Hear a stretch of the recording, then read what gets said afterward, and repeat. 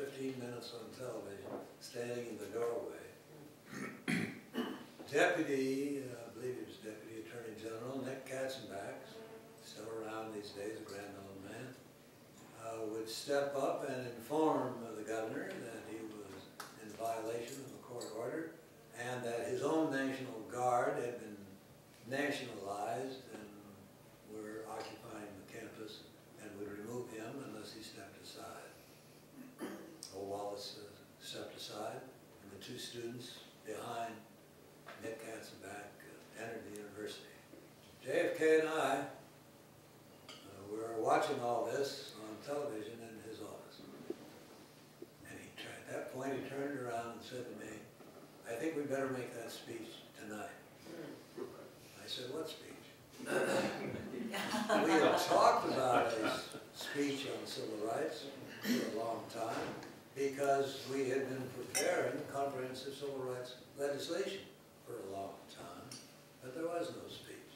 And Bobby Kennedy said, "Don't worry, we've got a lot of stuff at the Department of Justice," which didn't turn out to be that good, frankly.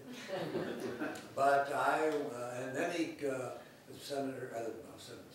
the president called Pierre Salinger, the press secretary, and said to find out from the networks what time is the best time tonight.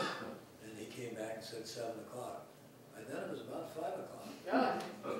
And I went down to my office, and fortunately I had, as the book will tell you, some background on civil rights myself. I had cared a lot and thought a lot about the issue. And it was only about, one of the famous stories in Washington is of George Bundy, the National Security Advisor, going to dinner at Joe Alsop's, the columnist for the Washington Post, and when people said, let's tune in and hear the president, Bundy said, "Don't bother, there isn't going to be a speech." How when I left the White House, Sorensen didn't have anything. The president came in, probably the only time in my years in the White House that he actually came. My office was very near to his, but he usually summoned me to his office. But this time he came into my office and said, "How is it coming?" And I said, "The third draft is just about to come out of the typewriter." You remember typewriters. We didn't have no typewriters in those days. He breathed a sigh of relief. He said, "I thought I was going to have to go on nationwide television off the cuff." He had actually jotted down on the back of a piece of paper some ideas that he was going to use. And the speech turned out to be historic and not too bad, if I say so myself.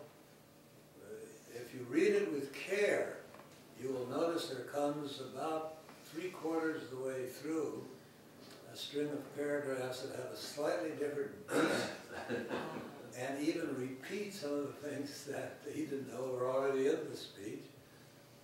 And those are the results of what he had jotted down on the back of that newspaper. In any event, what's more important than the speech was the leadership that he demonstrated. Starting about, well, first of all, I would say in a week, 10 days, maybe 2 weeks, we sent the comprehensive legislation to the Congress, the most comprehensive civil rights legislation since Abraham Lincoln and Reconstruction days. And of course, there was resistance. And JFK and LBJ agreed that this was probably the death knell for the Democratic Party, which for generations had depended upon a solid Democratic South, even though it meant a certain amount of winking and compromise, blind eye on the part of the Northern Democratic Party to what was going on with respect to the treatment of blacks in the South. And they were right. Since then, since Kennedy, the only we've had 3 Democratic presidents, and they all came from the South: LBJ, Jimmy Carter, and Bill Clinton. And the South and even border states have generally voted against the Democratic candidates. since then. Nevertheless, after the legislation had been sent up, Kennedy started calling almost every evening a special meeting.